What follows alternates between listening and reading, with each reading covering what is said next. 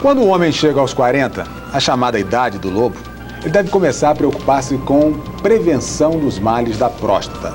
Do exame anual às técnicas avançadas no tratamento de tumores da próstata.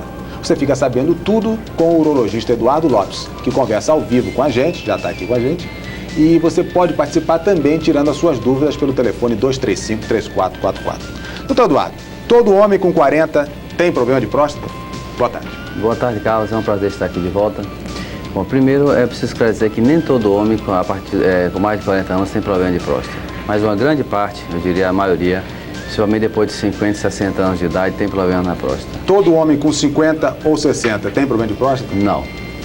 Isso gira em torno de 70% a 80% deles. O que todo homem tem é um aumento da próstata. Isso se faz presente a partir dos 40 anos, decorrente das alterações hormonais, que é o que a gente chama de andropausa. Então, todo homem, depois dos 40 anos, ele tem uma próstata que pesa mais do que 20 gramas. E geralmente, principalmente, essa próstata tende a crescer mais depois de 50, 60 anos. Agora, por que acontece isso, doutor Eduardo? Exatamente por quê? Qual é o mecanismo disso? Bom, existem várias explicações. Uma delas é que o homem, depois dos 40 anos, ele tem uma diminuição de alguns hormônios e que a próstata, por ser uma glândula hormônio dependente, ela começa a crescer. E esse crescimento está diretamente relacionado também a fatores genéticos.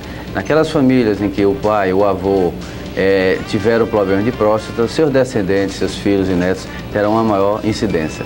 Isso a próstata começa a crescer com mais frequência e isso às vezes oclui a uretra, que é a passagem da urina, e o paciente começa a ter dificuldade para urinar.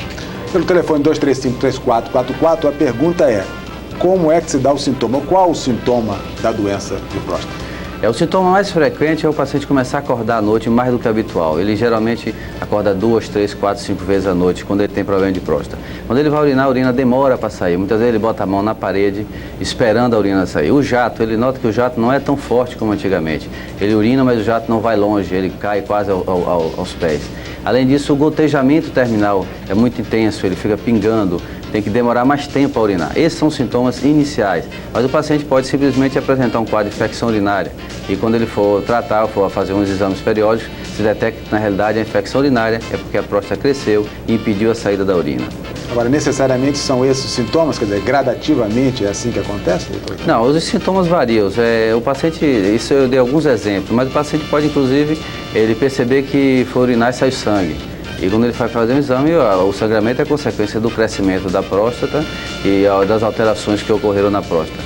Mas esses são sintomas mais comuns.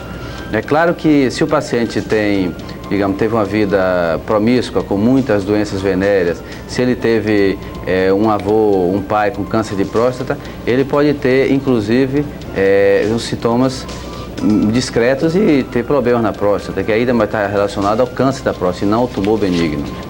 O senhor trouxe umas cenas de cirurgia, parece que eu queria que o senhor explicasse o que nós vamos ver agora aí no VT. Na realidade, se confunde muito o tratamento na próstata. A cirurgia da próstata, essa aí que nós estamos vendo, é uma cirurgia convencional, que é feita pela uretra e que se faz com essa alça que vocês estão vendo aí, vai se ressecando os fragmentos da próstata.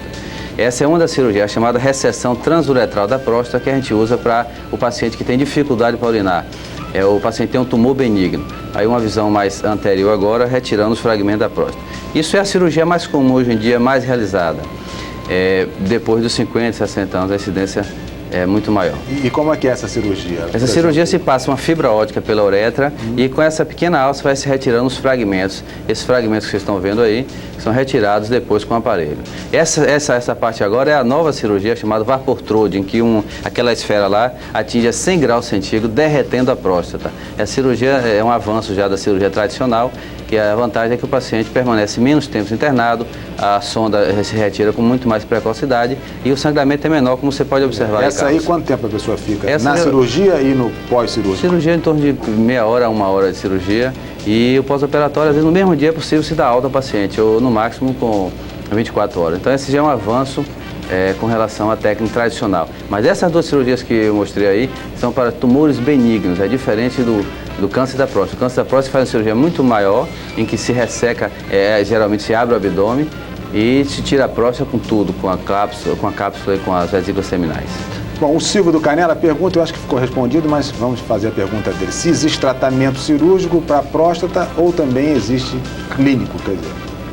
O tratamento clínico, existe algumas opções. Alguns casos a gente pode usar algumas medicações que o paciente toma diariamente por resto da vida para ele urinar melhor. Mas isso tem um limite, são casos selecionados e serve apenas para tumor benigno. No caso do câncer da próstata, as opções são cirurgia radical, radioterapia, quimioterapia, hormonioterapia, o uso de hormônios ou conjugado essas opções que eu falei. Quer dizer, tomar o remédio indefinidamente. Tomar o remédio indefinidamente no caso do tumor benigno, para o paciente urinar melhor. Isso funciona principalmente se a próstata cresce para dentro do canal. Se ela cresce para dentro da bexiga, o remédio não funciona. Agora, nesse caso do tumor benigno, a opção fica a critério do paciente, nesse caso? O remédio ou a cirurgia? Ou em determinado momento tem que acontecer a cirurgia?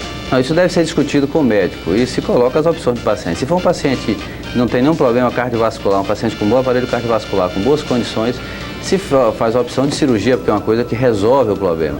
E além do paciente não ter que estar tomando remédio todo dia, gastando dinheiro, além disso, os remédios têm efeitos colaterais, inclusive impotência em torno de 10% dos casos. Logo, isso deve ser discutido caso a caso, diretamente do paciente com o seu urologista de confiança.